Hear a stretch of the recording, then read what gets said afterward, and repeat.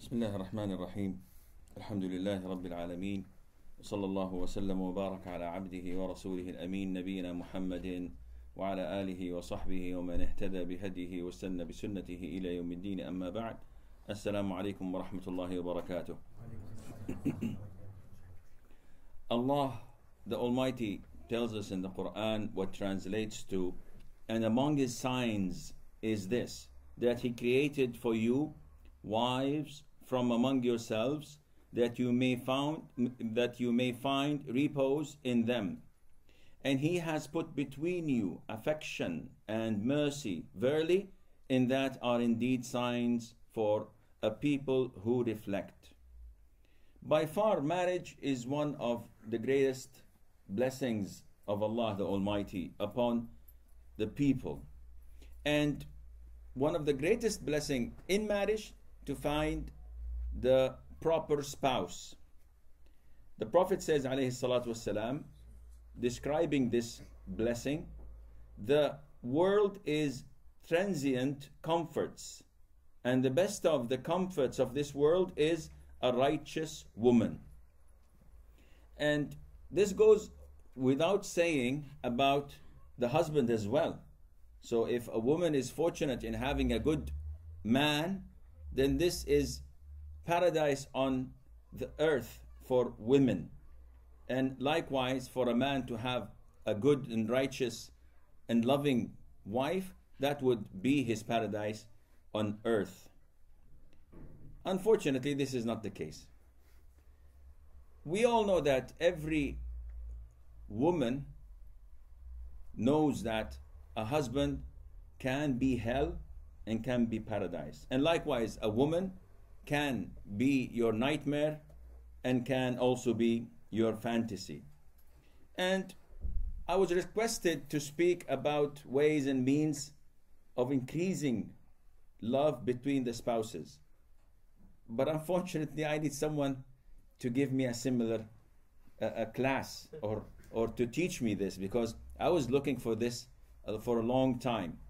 But seriously, when you want to reach this level of increasing the love between you and your wife, or between you and your husband, this is of course for women. In this country, everything is possible. Now I'm talking about the normal Muslims. To have this, first of all, you cannot reach this level of love, and you cannot work on increasing it before going into the basics. And that is knowing your rights and knowing the obligations and duties that you have to do. Unfortunately, we all know our rights, yet we seem to neglect our duties and obligations. When you look at the rights and obligations of each party, you would find that the obligations and duties upon the woman are far greater than the duties and obligations upon the man towards his woman. But the woman has more duties and obligations towards her husband. Why is that? Well, there are many reasons and justifications. The easiest to say is this is what Allah Azza wa Jal decreed, so we have to take it as it is. But if you go into some depth, you would find that a woman is instructed to focus on her husband and her family, and this is the only thing she's supposed to do, while the husband, on the other hand, has to focus on so many things. Among them is his wife and the family. So if a woman takes real good care of her husband, this can be her gateway to paradise. The Prophet ﷺ tells us in an authentic hadith that when a woman prays her 5 mandatory prayers and fasts Ramadan and obeys her husband, and fourthly, preserves her chastity, if she does these 4 things, she will enter Allah's paradise. Very easy. While the man, on the other hand, has more than this. The man has to financially provide his family, his wife, so he has to work. The man has to attend 5 prayers a day in the masjid. The man has to make zakat for the whole family, as in zakat al-fitr and else and other obligation, financial obligations. He has to. It's his duty to take care of his mother and father. The wife, once she's married, she has only her family to obey and to look after. He has to give da'wah, he has to make amr ma'roof and nahy al-munkar, he has to make jihad, he has to mix with people, he has to be tolerant with people. While the woman is safe and sound, and her husband, all what she has to cope up with is the nastiness of her husband. The Prophet ﷺ illustrates to us the importance of a husband.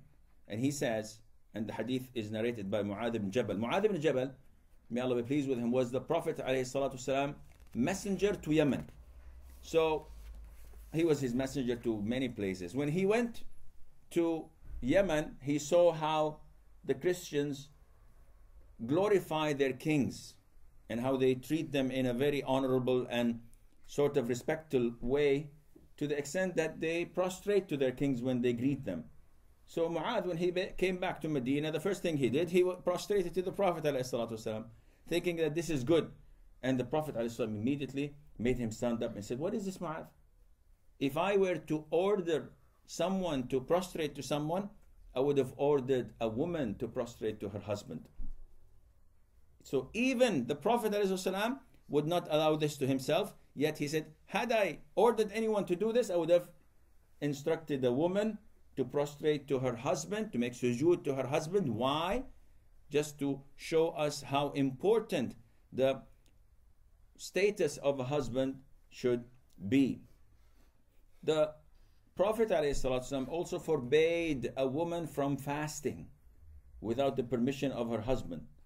And this is, in a sort, it shows you how huge the responsibility that lies on a woman's shoulders towards her husband.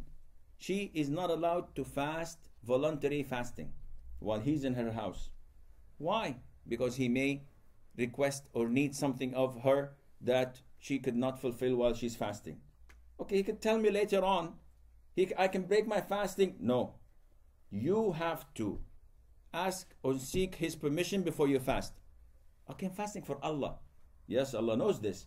But the husband's duty in this issue is more and prior to Allah's duty. So if it's not mandatory fasting, such as Ramadan, makeup of Ramadan, it falls under Ramadan. What kind of fasting, mandatory fasting there is? Ramadan. That's all. Expiations are mandatory. If someone makes nadhr, vows, also it's mandatory. So if she wants to do this, she does not have to ask him for permission. But if she fasts every Monday and Thursday, the white days, if she fasts a day and skips a day, she has to seek his permission. Otherwise, Allah would not be pleased with her. The Prophet ﷺ saw one of the women in Medina, and he asked her about this man, and she said, "He's my husband." So he said, "How are you with him?" She said, "O Prophet of Allah, I try my level best to be his obedient and a loving wife." So the Prophet ﷺ, as if he was not convinced, or he was convinced but he wanted to reiterate this point again and again and again, so he said, "Well, do whatever you wish and please, because he is your Jannah and he's your Nar. He's your paradise if you please him and if you're obedient to him and if he's happy with you, and he's your hell on the day of judgment, because by not doing this to him, Allah will put you into hell because of that." Now women are not liking this. They're looking at the floor and playing with the carpets and looking at each other. Why is this? Why did we come? Well, this is our religion. See, someone will say, but this is not fair. Astaghfirullah. This is Allah's ruling. It's not ours. Okay, it's in our favor. But we all have daughters. We all have mothers. We all have sisters. So I will not be happy just because my wife, she has all this load on her shoulders. At the same time, I have to accept the same load to be on my daughters, on my mother, and on my sisters. This is Allah's religion. And it's a test. Allah tests everyone exactly like he is supposed to be tested. Yani, I heard this personally from many men envying women, saying, Wallah, you're lucky. You sit home doing nothing. You wake up at 10 o'clock, 11 o'clock, some wake at dhuhr. All what you have to do is just take something from the fridge, put it in the microwave. It's lunch, alhamdulillah. When your husband comes, you just smile with him for 5 minutes, then he is on the internet. He leaves you alone for the rest of the day. You don't have to do anything. We men do every single thing. And women say the same to men. You're out driving your car, you're with your friends in the office, you go shopping, you see a lot of things, you do this, you do that. While we're cornered, we're stuck between four walls. And no one is ever happy. If you go to a peasant, he would say, I wish I had a big castle. I wish I had a big house. I wish I had lots of cars. I wish I had servants to serve me. I wish I had this. I wish I had that. While the rich man says, I wish I was poor. I wouldn't have to pay an extravagant electricity bill with the heating, with the cars, with the maintenance, with the taxes, with this, with that. And I'm afraid that people will jump on my house to steal my stuff. I will do this. I wish I was poor.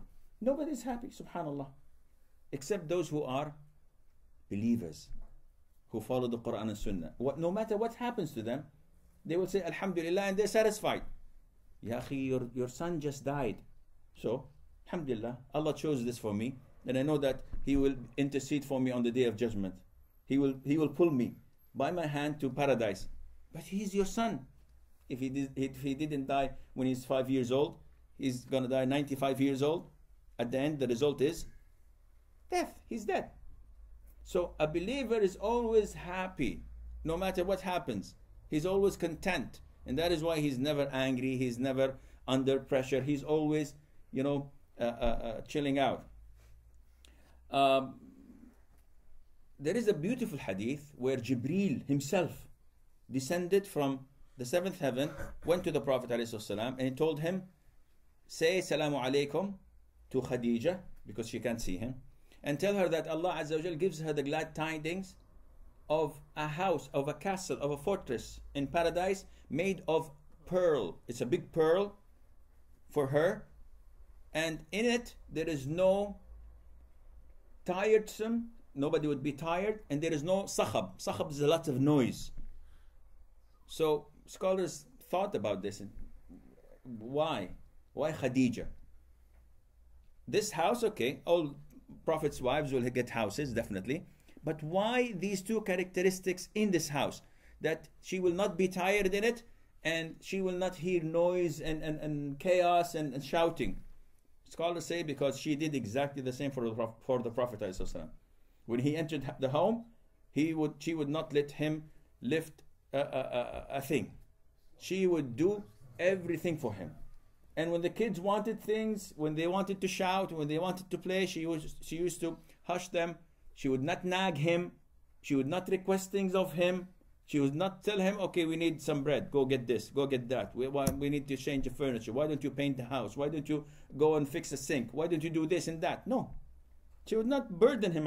He's in the house. He's in his kingdom.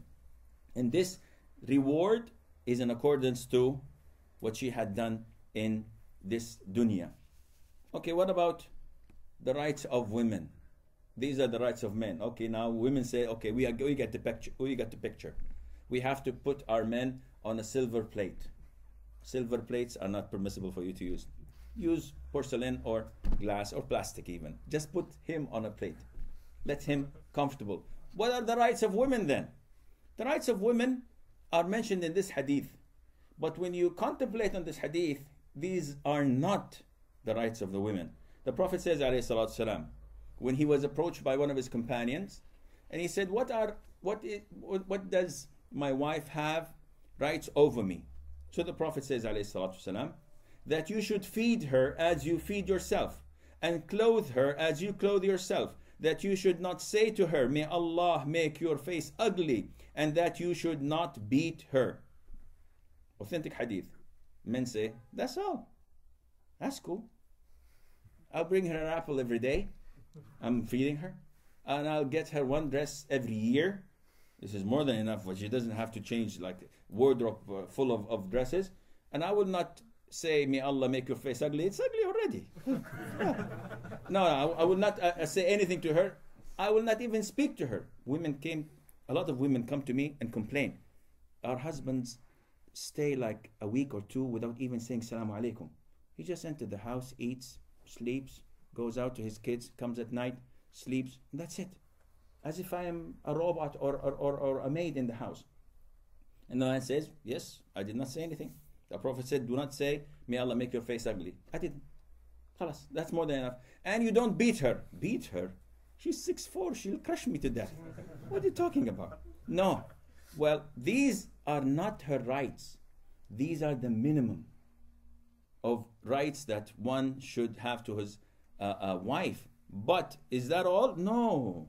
Allah Azza wa Jal tells us in the Holy Quran, and they, that is women, have rights over their husbands as regards of living expenses, similar to those of their husbands over them as regards of obedience and respect, to what is reasonable. So all of this has to be within al-ma'ruf.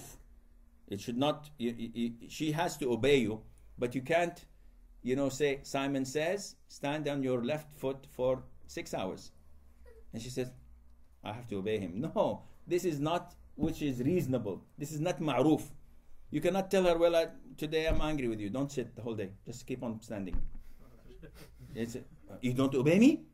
Allah will take you to hellfire. No, this is not what is meant by obedience. This is dictatorship. So Allah tells us that we have an edge over women. But this edge is obedience, and we support them. We have to provide for them. This is the edge. And the Prophet ﷺ said, the best among you men are the best to their wives. So you want to see if someone is a real practicing Muslim, ask his wife. And I've seen a lot of people who pretend to be practicing, and their wives call me by phone. Wallahi, and they say, oh Sheikh, mashallah, my husband is a nice man, and he goes to the masjid, he attends circles, he travels to different cities to attend seminars, and he is participating in da'wah, he hands out leaflets, mashallah, he does this and does that. I said, mashallah, your husband is one of the companions of the Prophet ﷺ. She says, no, this is the bright side. And then she goes telling me the list of the bad things he does. And then you don't know is this Dr. Jekyll or Mr. Hyde. It's a split personality. With the people, mashallah, he's excellent. But with his wife, he is as bad as he can be. Astaghfirullah. And the Prophet tells us, the best among you is the best to his friends or his family, his wife. How can you be so humorous and happy and giggly when you're around your friends? With the minute you enter the house, khalas, mashallah, welcome to the dark side of the force. The guy is completely transformed. Why is that? What did they do bad for you? 17 years ago she said something disrespectful. What was it? I forgot, but who cares? It was disrespectful. This is not the dealing of the Prophet ﷺ at all. You have to support your wife. The Prophet says, feed her when you feed. So, Sheikh, I eat like 2 cheeseburgers every meal when people allow me, if they don't take that cheeseburger off me. But does this mean whenever I take 2 cheeseburgers, I have to give her 2 cheeseburgers as well? No. That means that she has to also have a full stomach. And Sheikh, I buy like 3 suits, Armani's, and 5 suits of this, and my Nike trainers and so on. Do I have to buy the same? No. It means that you have to provide her with the minimum clothing acceptable in her environment. You did not take her from a poor place. You took her from her father's house. If you can afford it, give her the same standard as she used to enjoy while she was at her father's house. What about if she's rich? Lucky you. No. Don't think that. Even if she's rich, she is not supposed to put 1 penny of her income or of her savings to you. Yes, ya Sheikh, but she has a lot of money. Or she works. At least we should share in the house. No, it's not her responsibility. You allow her to work, Jazakallah khair.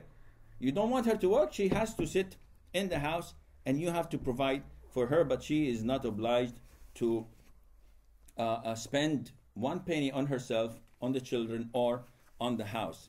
And spending on the house is a great deed that Allah rewards. You know that. If you provide for your family, yani some people pay with, their hearts are torn with every penny they get out. It's painful. You can feel him, suffering. Why? He said, yeah, I'm paying the electricity bill. So who's enjoying the electricity? Who's using it? Yeah, but the family is big. So it hurts him. Well, if you think of the great reward, the Prophet ﷺ, in the hadith of Ka'b ibn Ujra, a man who was so agile and active passed by the Prophet ﷺ and his companions. And he was, you find some people like this, so energetic. They move from one place to the other, they help, they do this, they're always active. Some people like me just sit in one place, maybe sleep for an hour or two before moving. No, there are people, mashallah, that are energetic too. So the companions liked this man. And they said, mashallah, Prophet of Allah, if this agility and energy was in the cause of Allah, it would have been great. This is their thinking. This agility, this power, this energy should be directed in the cause of Allah. What did the Prophet say, alayhi salam? He did not say Amin. He said, well, if this agility was running to provide for his children and family, it is in sabilillah. It is in the cause of Allah. So I work 8 hours a day in the morning, and this in the sabilillah. Yes, I want to put bread on the table, food on the table. Who's going to provide us? So if I go to work in the morning with this attitude, then my work would be fun. Because what I'm doing it for the sake of Allah Azza wa Jal. Then the Prophet says, and if his power and agility and energy is to provide for 2 old parents of his, then it is in sabilillah. I know people, wallahi, I know people that wish their parents die yesterday than today. Not today than tomorrow. They're fed up of them. Why? Yeah, Sheikh, my mother keeps on nagging. If I don't call her once every month, she's always, why you're not calling me? You're calling your mom once a month? He said, yeah, she lives far away. She lives like 15 minutes away in Bradford. So I can't live like this. I have so many things to do. I see my mother every single day between Maghrib and Isha, and I still feel that I'm not doing her justice. By Allah, if your mother just raises her hands and said, may Allah open the doors of mercy and provision for my son, Allah will answer her. And everything that I'm enjoying at the moment is because of her grace of Allah, of course, first of all, but after that, with the dua of your mother. You know what happened to Jurayj? We said this last year. The worshipper, when his mother supplicated against him. So people are like this. They want their parents to die. Are these believers? No. If they had the good intention of working 9 to 5 to provide for their elders, for their parents, they are in sabilillah. They are in jihad. The Prophet tells us, alayhi salam. And if he is working not for anyone except for himself, so that he would not beg, so that he would not live on welfare, or he would not live on people's donations. He's working with his arm, he's washing windows, he's doing this, he's doing that, just so that no one would give him sadaqah. He is in sabilillah. But if he's out to boast and show off, is working for this reason, then this is in the cause of shaitan. So think again, when you spend money and to your family, you are indeed doing something that is righteous and good. Now, how much time do you have? 25 minutes. Not very funny. There are things that increase the love between the spouses, and each one needs at least 25 minutes, but we will wrap it up. This was compiled by my daughter. May Allah bless her and give her reward. Say Amin. This is not for me, so I can do this for my daughter. And she, Jazakallah khair, took the time and she wrote these points to me. I edited and added it because I told her, daughter, you know how I am with your mother. I'm a very bad husband. So I need someone to give me something. And I found lots of things in it that are beneficial for me. And I applied it myself. And it works. You know, women are so kind and how do you call the other word for kind? No. Merciful, tayyib. Anyhow, you know, you have the words, mashallah.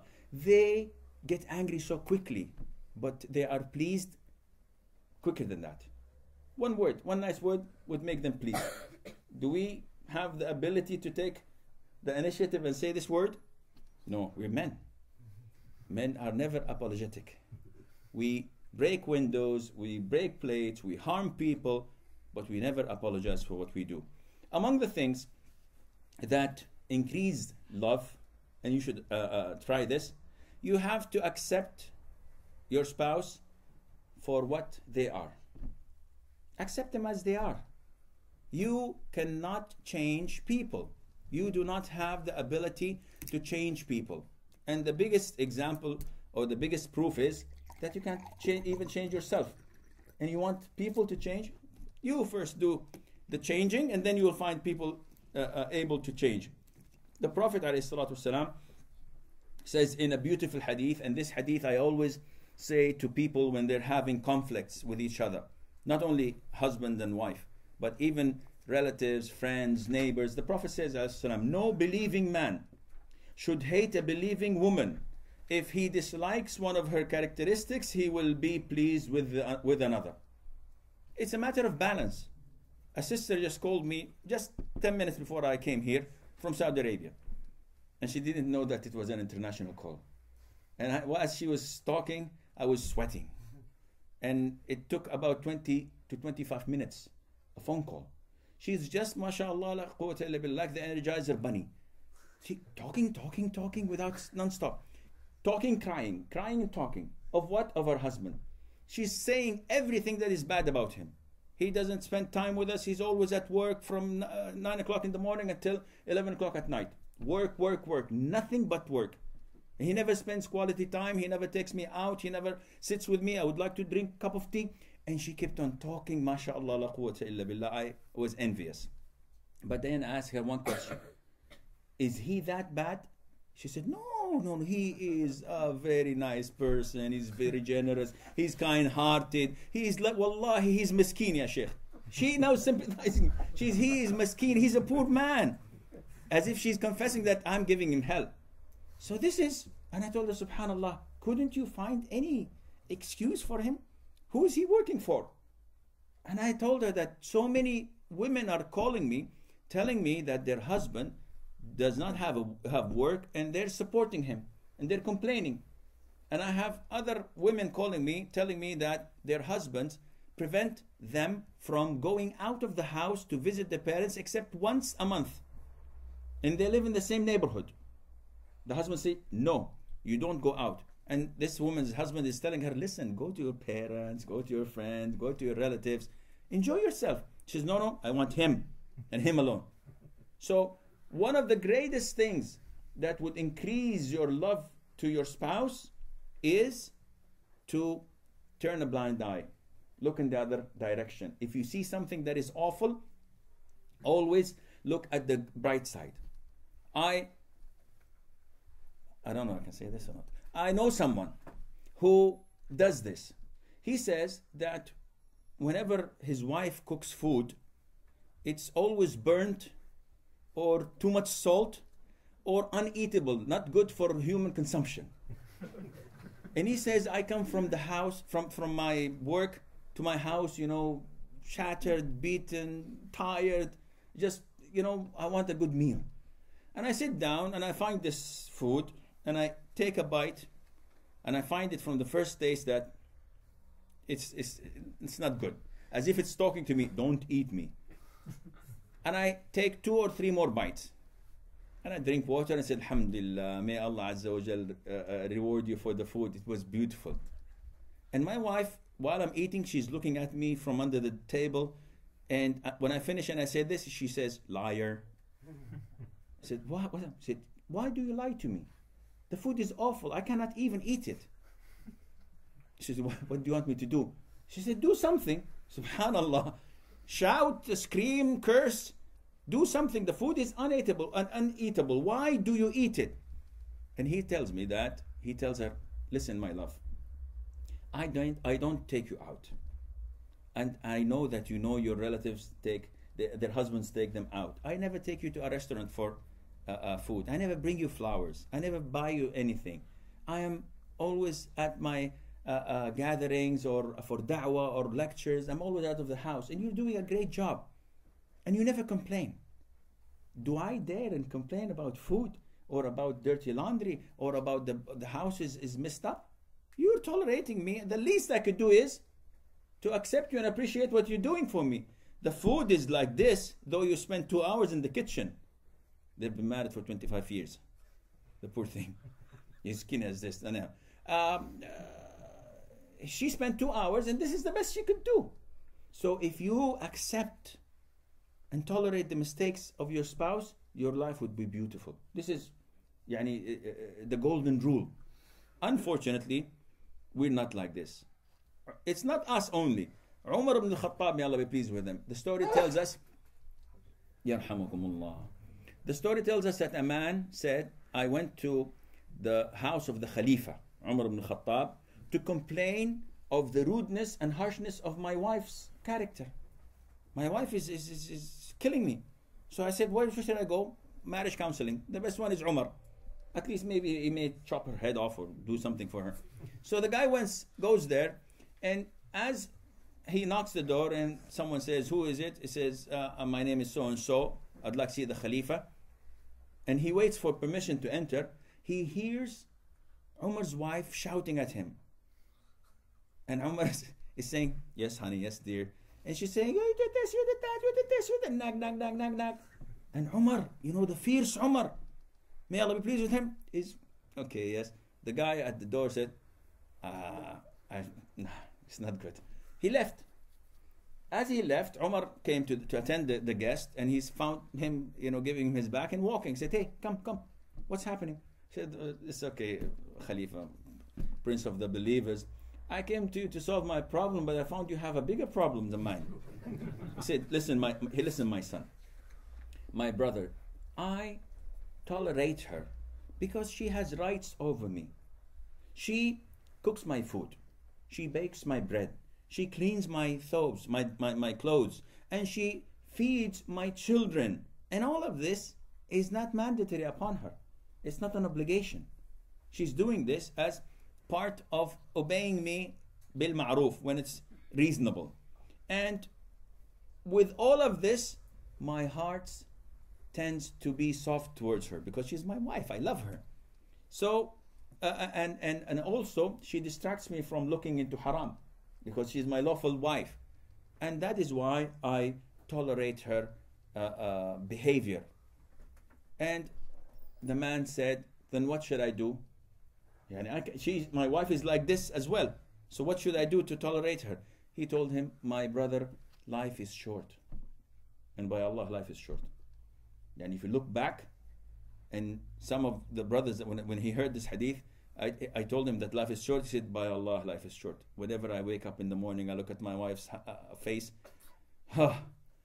It's been 35 years with her. How did I tolerate this? But then I say that this is a blessing of Allah Azza wa Jal. And apparently this is what a lot of men say, and I hear this. They come and complain, Sheikh, Wallahi, if you see my wife, Wallahi, you'll be shocked to death. And I say, apparently, brother, you did not look in the mirror recently.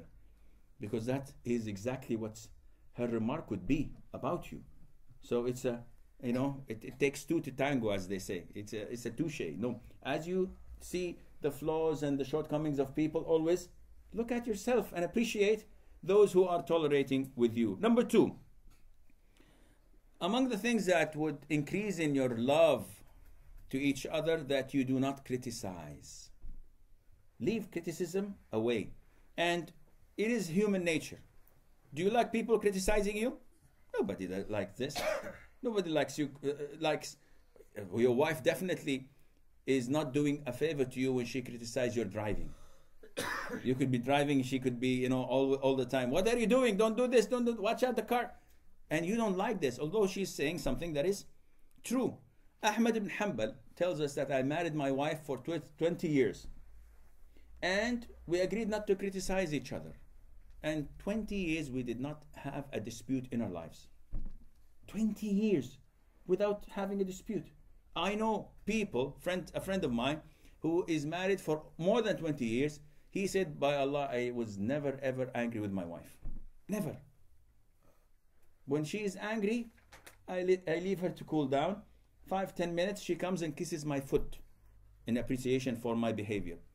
And when I'm angry, she is trying her best to please me and apologizes. And then I come and kiss her forehead. Maybe because she's shorter, I don't know. Anyhow. So this is the trend. This is how you get love into your life. Third thing that increases love, consultation. You have to consult your wife, and she has to consult you. The worst thing in a wife life is negligence. When you neglect her, when you don't take her opinion, when you do things. I get phone calls from women complaining that my husband changed the living room. He bought a beautiful set of furniture and the colors and the paintings and the new LCD and so on. So I said, you should be grateful. I said, no, he did not even ask me about my taste. And it's completely wrong. And who lives more in that living room? It's her. So this is bad. Whenever you do something, make them feel that they're part of the family. If you want to travel on a vacation, for example, you want to take a week off, quality time, you want to go somewhere for sightseeing, it would add a lot of value to gather the children with the wife. Where do you want to go? And you, with your wisdom and diplomacy, you can drive them to the place you want, giving the financial status, giving the time, giving the weather, giving the kada. After a while, they tell you, okay, we'd like to go to this place. And they say, MashaAllah, you gave me an excellent idea. The impact on them, because you consulted them, is great, because it gives them trust. And whenever you trust someone, they love you. And likewise for the husband. Of course, we are not consulted, usually, because we are the one who is paying the money. So they have to take our permission. But it is us, men, who need to consult their wives. This is what the Prophet did, ﷺ. And his wives would give him advice. As in the battle of Hudaybiyah, the treaty of Hudaybiyah. When he signed the treaty, he went to the companions and said, okay, now you have to shave and slaughter your sacrifice, and let's go back to Medina. And nobody did what he instructed them to do. And the Prophet was angry at them. He went back to Salama. He said, didn't you see what your people did? They didn't obey me. So Salama told him, should I tell you something that if you do, they would obey you? Go outside and you shave your head and you sacrifice your camels and see what they do. The minute the Prophet did this, they jumped on each other, shaving each other's in compliance with his instruction, because they saw the Prophet's doing it. There is no return. And this was because of the advice of this wise woman, Salama, may Allah be pleased with her. Fourthly, you have to show your affection without any reservations. Show your love to your spouse.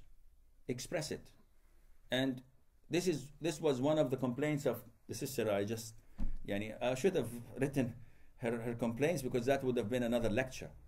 She is saying that no matter what I do, he never talks. He never expresses his feelings. I tell him I want to hear the word I love you. Thank you, my darling. Thank you, honey. Nothing. He never says anything of this sort at all. The only time I hear this is when I tell him about his coffee. He says, sugar. So, Jazakallah khair, honey. I love you too. That's the only time I hear something sweet from him, is when he's requesting sugar. So you have to express your feeling to your wife. And she has to do the same to you. One says, yeah, Sheikh, she knows this. I've been with her for 40 years. What else do you want me to say to her? No. It is important to say this. The Prophet used to say this, alayhi salatu to his wife, Aisha. And he would show this to everyone else. He would not keep it as a secret. Abdullah ibn Amr ibn al-As, Amr ibn al-As, may Allah be pleased with him, comes to the Prophet ﷺ and says, O Prophet of Allah, who among the people you love most? He says, Aisha. He doesn't have any reservation in saying this. Some of us have reservations in naming his wife. Where are you going? I'm going to pick the missus. Mrs. who? The missus, you know, Abdullah. Oh, your wife? Yes, yes, Abdullah. What's her name? Abdullah, the daughter of so and so. The Prophet would find it easy and normal to name his wife, his daughters. Ya Fatima, Ya Khadija. It's normal. So you have to express your feelings. And she would express her feelings towards him and tells him that I know that you love me most. And there's nothing to hide in this. Of course, he would not go to one of the other wives and say, you know that Aisha is number one, you guys are number two, number three, number four. No. But he would show everybody else that he loves her. To the extent that he would probably, and she says, when eating with the Prophet ﷺ, if she eats a piece of meat, he would take this meat and looks at the traces of her bite and bites from it. And if she drinks from a cup, he would go and put his lips where she had put her lips on that cup. This is beautiful love.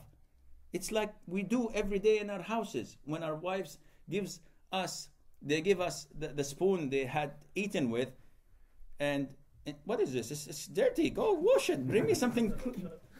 Yeah, she said, I ate from it. She said, I know. What is this? Where's the hygiene? You crazy? It's all over you. This is wrong.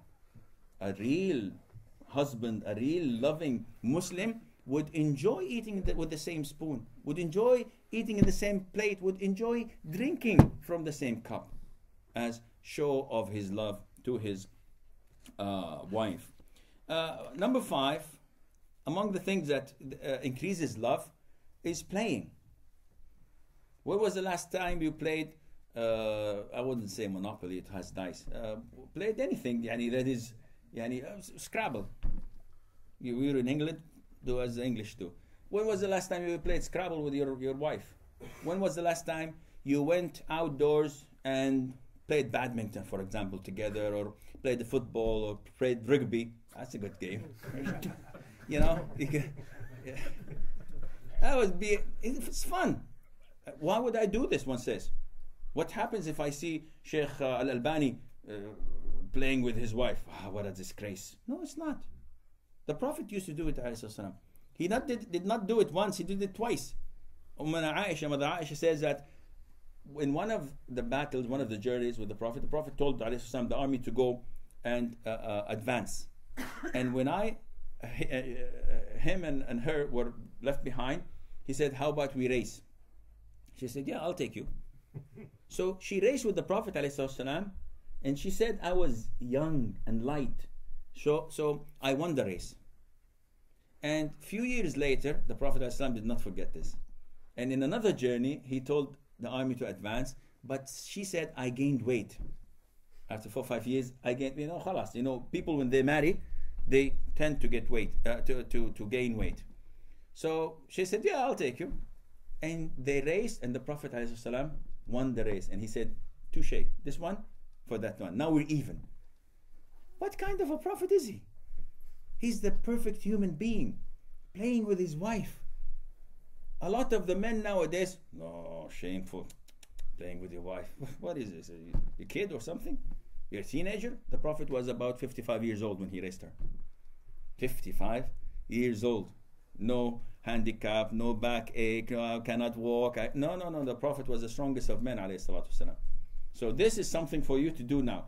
But you have to take it gradually. Don't go to your wife and say, let's go and race. This guy's crazy. All of a sudden you come back from a lecture, let's play. Come on.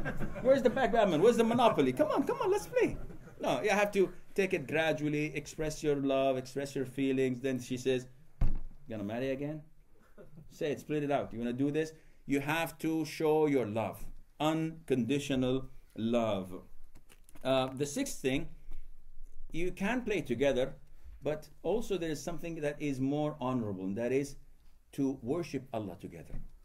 The Prophet ﷺ used to wake his wife, Aisha, and all the other wives, and they used to pray night prayer together. So it's not only the dunya that we're together, it's not the fun, it's not the emotion and love that binds us, also the love of Allah. That is why the Prophet says, ﷺ, may Allah have mercy on a man who wakes up in the middle of the night, wakes up his wife to pray with him, and if she refuses, he sprinkles water to her face so that she wakes up and prays with him. Not a bucket, sprinkles water, and she does the same for him, and they pray 2 rak'ahs. If a man and a woman pray 2 rak'ah a night, Allah will write them in the preserved tablet as الذاكرين الله كثيرا والذاكرات, that those who remember Allah a lot from the women and from the men, by only praying 2 rak'ahs. How long would it take you? A couple of minutes? But if you continue to do this, the relationship, the love among you would grow, because it's not only for money, for sheltering, for clothing. No, it's for the sake of Allah the Almighty. Number 7, giving gifts. And the hadith, tahadu tahabbu, not only for the spouses.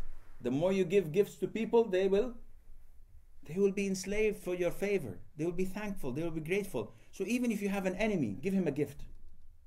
He will become a friend. And you have to give your wife every now and then a gift. And if she is able to afford it, she has to also give you a gift every now and then, bearing in mind that these gifts are not associated to wrong occasions. So why are you giving your wife this on the 14th of Feb? Is it 14th of Feb? Valentine's Day? Is it 14th or? Okay, my memory still is okay. So I said Valentine's Day, Sheikh. It has to be, wrapped in red, and it's an anonymous sender. No, this is haram. Okay, can I do it in our anniversary? So again, it's haram. Why we cannot celebrate this? No, these are all un-Islamic. And as Muslims, we do not celebrate our marriage once a year. Every single day, every single night is a celebration. So I give her, not on her birthday, because this again is haram. I give her any other time, that to show my love to her. Number 8, we still have 5 minutes. I'll just go through it quickly, inshallah. Cooperation in the house. So the Prophet ﷺ was described by Ummana Aisha, Mother Aisha, may Allah be pleased with her, when she was asked, how was he in his house, in his home, when he was home? How was he like? She said, he was a human being like any human being. He used to clean his clothes, milk his sheep, and serve himself. Whenever I go through this hadith, serve himself, I try to remember, when was it the last time I went to the kitchen and got a glass of water? I can't remember. Honey, a glass of water. And she's sitting next to me. What's wrong with me? Why don't I go? No, why did I marry her? Go and get me this, go and get me that, go get me this, go get me that. This is what I do. And this is wrong. You have to cooperate with your wife. I know a lot of good brothers, mashallah. They cook, and they're excellent cook. I've tried their cooking, mashallah. I know brothers that wash the dishes once or twice a week. I know brothers that do not want to burden their wives. They take the clothes and they take it to the laundry, get to be washed and pressed. Why? She said, alhamdulillah, I have money, and I don't want to burden my wife. It takes a lot of time and effort from her side. So the more you do in the house, the more man you are. One says, no, washing the dishes, putting the apron on, and singing while doing that? Come on, Sheikh. What is this? I'm a student of knowledge. Haram. This is not. No, it's not. The more you do this, the more a man you are. You become. Not only in the eyes of your wife, but in the eyes of yourself, because this humbleness is part of the Prophet ﷺ characteristic. Number 9, avoid selfishness. And this is very important. We men by nature are selfish. We're selfish. We love ourselves. We love our property. We love our cars. We love our wallets, we love our money, we love these are mine. So many times I've seen brothers, when they're served food, and one of the children, a child just goes to take something, hits someone. Why? Said, this is my food. This is your son. Said, this is my food. I'll give him whatever. Nobody touches my plate. No, this is not cool. You have to be tolerant. You have to be giving. You must not be selfish. Having said that, our target as a spouse should be to please my spouse. And if I make this my target, life would be beautiful, because I'm not waiting for something in return. And this is one of the points that needs more explanation, but I'll just wrap it up.